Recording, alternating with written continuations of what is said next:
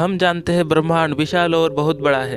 अब तक हम ब्रह्मांड को पूरी तरह नहीं जान पाए हैं, पर आज हम इसे समझने का प्रयास करेंगे और हम ब्रह्मांड की उत्पत्ति के सबसे सटीक माने जाने वाले सिद्धांतों में से एक सिद्धांत the theory of big bang को समझेंगे।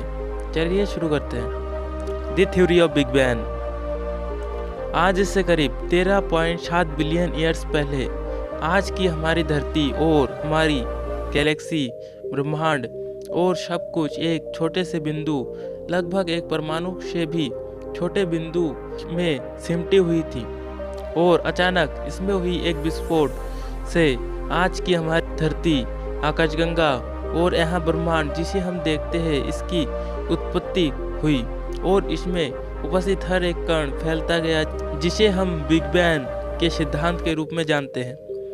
पर उस समय ब्रह्मांड इस तरह नहीं दिखता जिस तरह आज हम देखते हैं।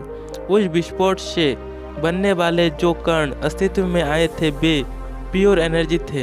एनर्जी धीरे धीरे ठंडी होती गई और ब्रह्मांड में फैलती गई, जिससे मैटर की उत्पत्ति हुई। क्वार्क, इलेक्ट्रॉन, प्रोटॉन, न्यूट्रॉन और वे पार्टिकल्स जिनको हम जानते हैं, इन चीज़ों की उत्पत्ति हुई और उसी समय ब्रह्मांड में एक फोर्स अपना काम कर रही थी और उस फोर्स के चलते हर एक एटम आपस में जुड़ने लगे। और इस फोर्स को आप अच्छी तरह जानते हैं क्योंकि यहाँ फोर्स है ग्रेविटी, यानी कि गुरुत्वाकर्षण बल। उस समय ब्रह्मांड में ज़्यादातर हाइड्रोजन के एटम और धूल के पार्टिकल्स एग्जिस्ट करते थे। गुरुत्वाकर्षण उस हाइड्रोजन के एटम को आपस में कंप्रेस करने लगा।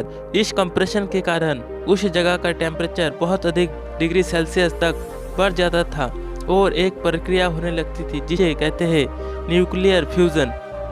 और इसी न्यूक्लियर फ्यूजन के चलते ब्रह्मांड का सबसे पहला तारा अस्तित्व में आया और कुछ लाखों वर्षों में कई लाखों करोड़ों तारे अस्तित्व में आए। हाँ, यहाँ वही तारे हैं जिनको आप रात में आसमान में चमकते हुए देखते हैं। कुछ तारे आसमान में एक ग्रुप बनाकर रहते हैं जिन्हें हम गैलेक्सी कहते हैं। पर अब भी अंतरिक्ष में धूल के कण थे। गुरुत्वाकर्षण के प्रभाव से यहाँ कण आपस में कंप्रेस होकर प्लैनेट बनाने लगे और एक प्लैनेट किसी एक स्टार के चारों ओर घूमने लगा और इसी प्रकार हमारी पृथ्वी और सौरमंडल का जन्म हुआ। अगर आपने अभी तक इसे नहीं समझा है तो चलिए एक उदाहरण से समझते हैं।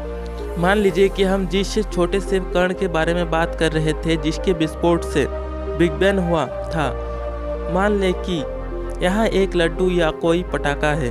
अगर पटाखे में विस्फोट से या लड्डू के फोड़ने पर जब कण बाहर निकलते हैं, उन्हें उपस्थित छोटे छोटे पार्टिकल्स या प्योर एनर्जी मान सकते हैं। बस पटाखे में जो धमाका हुआ और जिसके पश्चात उसमें से प्रकाश और चिंगारी बाहर निकली, वही बिग बैंग है।